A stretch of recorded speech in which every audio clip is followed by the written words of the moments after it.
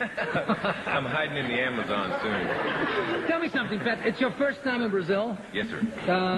No, don't call me sir, please. Oh, I'm don't sorry. Don't do that. What do you want me to call you, Captain Gay? Joe, Captain Gay. Ele conhece o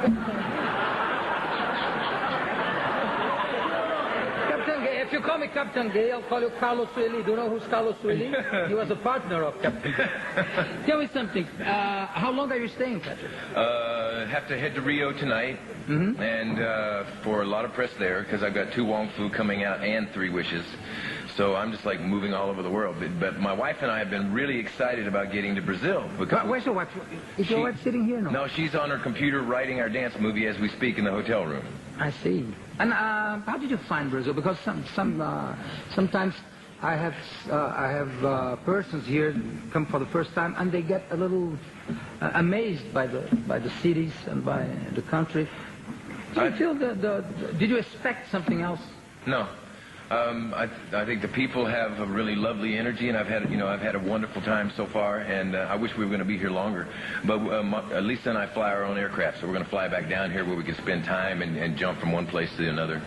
But people down here know how to party, know how to dance. They know. Yeah, they know how to do a little rumba and the samba and merengue and all that. Yeah.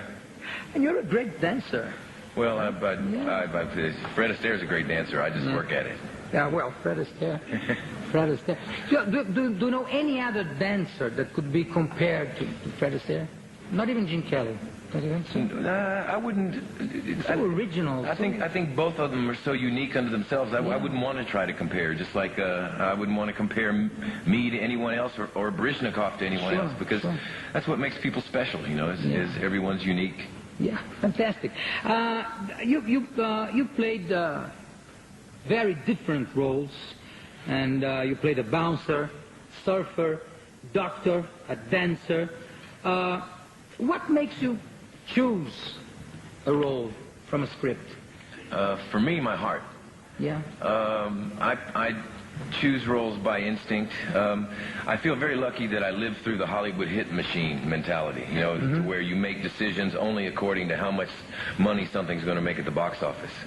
You know, I need to do roles and characters that are going to further me as an actor and are going to open my heart up in some way. You know, it's like that's the reason I did a movie like Dirty Dancing, like Ghost, like 2 Wong Fu. You know, because it's not a movie about drag queens. It's a movie about human beings and people and the dignity that we all possess. And everyone deserves a chance at happiness, no matter who we are. And when you started as an actor, because of being a dancer, did people think that you were gay because of the enormous prejudice that? Well, my point of view is let them call me gay. And see what happens. And see what happens. And you study martial arts too? All my life, but as a non-violent art form, basically as a way for me to connect. Philosophy. Yeah, and a way to live your life.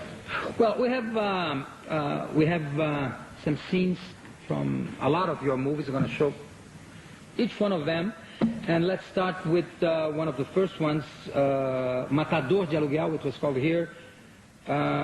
I don't know, it's Point Break, I think. I think it's Point Break. Ok, vamos solta pedacinho, Villain, aí do Point Break. Yeah, boy. I thought you were good. No, this is Roadhouse. Go fuck yourself. No. Which one is this in English? Roadhouse.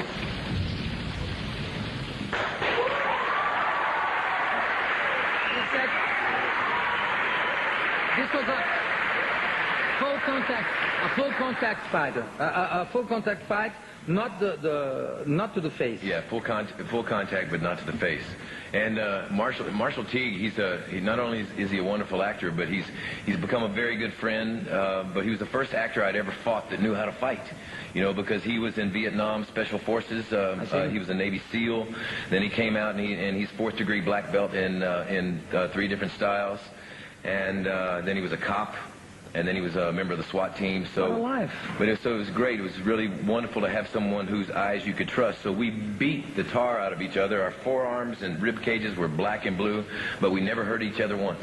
No, just... Except one time, he picked up this log and breaks it across my back. He thought it was a prop log, but it was a real log. It was a real one. Yeah, so that was the only time. And how long to shoot a scene like this? That fight was it straight? No. That fight sequence took 4 16-hour days. It's a lot of work. Yeah. But I never take money or food out of a stuntman's family's Sure, mouths. of You know. course, of I course. make sure that a stunt double gets to do the first master, and then I come in and do my own master and do everything else. That way he gets paid. Yeah, but But he sits around a lot and doesn't work much. much better for him. Yeah. And tell me something. When do you start getting tired when you do a scene like this? For how long can you keep the scene going on without? I need to do it from beginning to end every time. Oh, yeah? Otherwise, you don't get the flow, and you're not in the same level of intensity as you would. That's the reason I choose to do most all of my own stunts, is because I think it loses a lot of power in a performance when they have to pull away to the back of a stuntman's head. Sure, You know? sure. And I've trained in these things all my life. I've raced cars and motorcycles and had scholarships to college in football, track, swimming, and diving and gymnastics, and scholarships with every major ballet company in New York. So I'm, I whole thing. I don't do stupid things because I know what I'm doing. You know what you're doing, and you know your body. Yeah, but I am getting a little tired of hiding injuries on a movie, because you can't let them know you hurt yourself, otherwise you won't get to keep doing these stunts. So like when I did Point Break, that surfing movie, I had to do that movie with a broken arm, and I broke my right elbow and tore the rotator cuff on my right shoulder. But I was doing movie after movie back to back, so I just had to keep popping Advil and pain pills to keep going, because I wasn't able to have operations done on the elbow or shoulder And for the 3 shoulder, years. the shoulder. How did you do with the shoulder? It's a very unromantic way. Here I do surfing the biggest waves in the world.